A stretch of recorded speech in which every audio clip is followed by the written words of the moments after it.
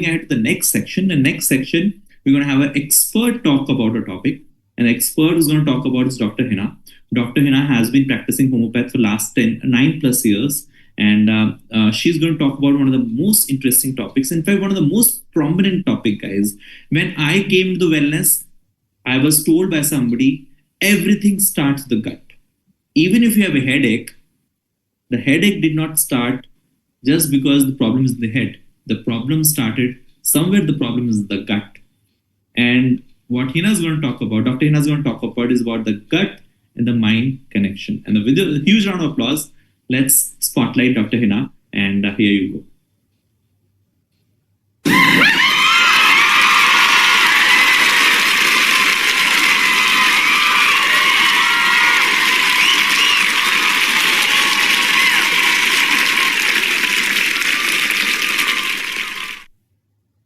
Thank you so much, Mayank, for the warm introduction. Myself, Dr. Heena. I'm privileged to be the part of Wellness Question community. And I'm very glad that I'm going to share my experience about gut and mind connection and its impact on mental well-being. Without further ado, let's get started. Mental well-being isn't about being happy every single day. It's about being able to handle life's normal ups and downs. So good mental health includes feeling calm, sleeping well, having energy, and maintaining healthy relationships. And also physical health, nutrition, sleep, and emotional health all work together. Just an example, everyone has stressful days. Good mental health means you can recover from them and continue functioning. And one surprising factor that influences our mental well-being is something we often overlook, that is our gut. Our gut and brain communicate constantly through the gut-brain axis. Signals travel in both directions all day long. A healthy gut can support better mood, concentration, and energy.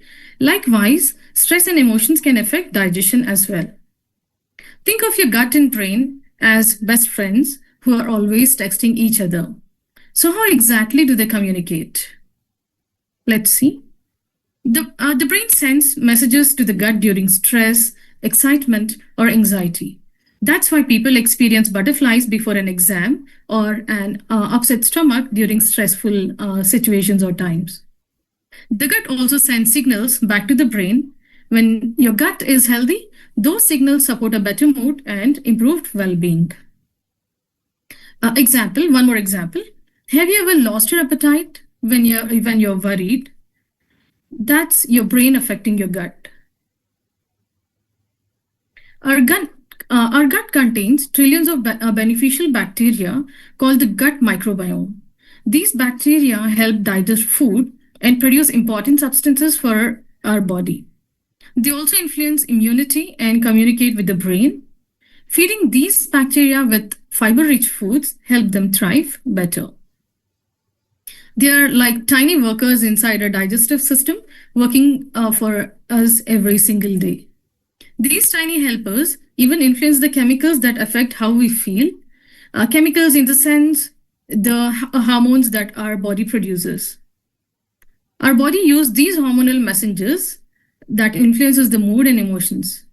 Number one is the serotonin, which helps us feel calm and content. Much of the body's serotonin is produced in the gut. And number two is dopamine. It is linked to the motivation, achievement, and rewards. Number three is endorphins. These are released during exercise, laughter, and enjoyable activities to reduce pain and improve mood. And the last, but not the least one, is the oxytocin. This strengthens our social bonding, trust, and emotional connections. These hormones work together, and no single happy hormone controls our mood.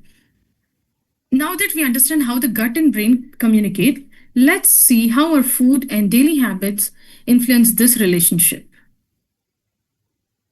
The food we eat can change. The food we eat doesn't just fuel our body. It also affects the brain and emotions.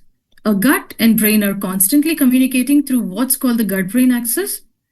A healthy diet won't solve every mental health problem, but yes, it can improve energy, focus, and mood. So, small daily food choices make a big difference than occasional healthy meals. Let's first understand why our emotions and our gut are so closely connected. Like I said, we all experience butterflies before an exam or an interview. Stress activates hormones like cortisol that it is either way. This creates a cycle where poor eating makes us feel even worse. Think about a stressful workday. You either overeat junk food or forget to eat altogether. Stress isn't just in our head, it affects our whole body. A calm mind supports better digestion.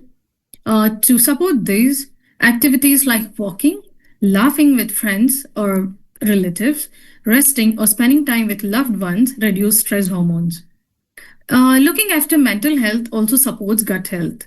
If our mind influences our gut, then what we feed our gut also influences our mind.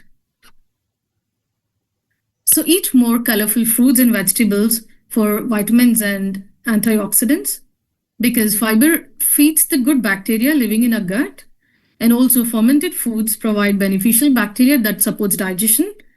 Healthy fats help reduce inflammation in diet overnight. This isn't about banning food completely. Highly processed foods are often low in fiber and high in sugar, salt, and unhealthy fats. And sugary drinks cause quick energy spikes followed by crashes. That's why moderation is more sustainable than complete restriction. The message is simple. It's about eating less. Eating these less often than not never. Healthy eating doesn't have to be expensive or complicated. Simple swaps are easier to maintain the major diet changes. You can see the swaps that have been mentioned here on the screen. Replacing one unhealthy habit each week creates lasting change. Focus on progress and not perfection. Instead of chips every evening, try a handful of nuts or a whole fruit. Food is only one part of the equation. Good sleep helps regulate appetite and mood. Regular movement or exercise improves digestion and reduces stress. And eating slowly improves digestion. Strong social connections help lower stress levels. And good health comes from combining all these habits together. There's no single magic food or a supplement. Physical health, mental health, and social support all work together. Even small improvements in each area add up over time. Balance is more important than perfection. Food helps, but it's not a cure. That means healthy eating supports mental well being, but it isn't a replacement for medical care. If someone is struggling with anxiety or depression, they should seek professional help. Nutrition, sleep, exercise, therapy, medication, and all these supports have their place. Asking for help is a sign of strength and not the weakness. Your gut and brain communicate constantly. Feed your brain with colorful, fiber-rich foods. Look after your mind with good sleep, regular movement, and stress management. Small, consistent habits create lasting health results. Focus on one positive change at a time than rushing. And my message is you don't need a perfect diet or a perfect lifestyle. Start with one healthy habit today, stay consistent, and let those small changes build into better physical and mental well being over time. Thank you so much. Yeah, back to the host.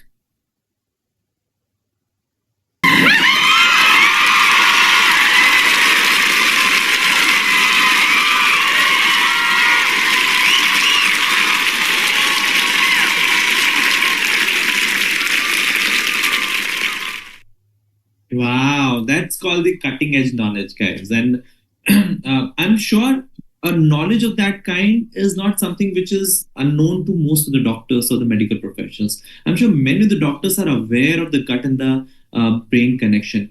Uh, but the only problem is this with the medical profession is that integrating this knowledge with their profession is almost next to impossible, because all people, when they come to the doctors, they're actually looking for active solution. But how about we teach them how to utilize this information and then create a long-term result? And that's what Wellness Atlas have been doing, helping doctors integrate this entire information with their medical practice. And that's what Dr. Hina was talking about. Really, thank you, Dr. Hina, for emphasizing one more time when somebody has a bad gut, they might have a depression, or if not depression, probably they might have a bad mood. And if somebody has a bad mood, the chances are they might have a bad gut. Like a chicken and the egg problem.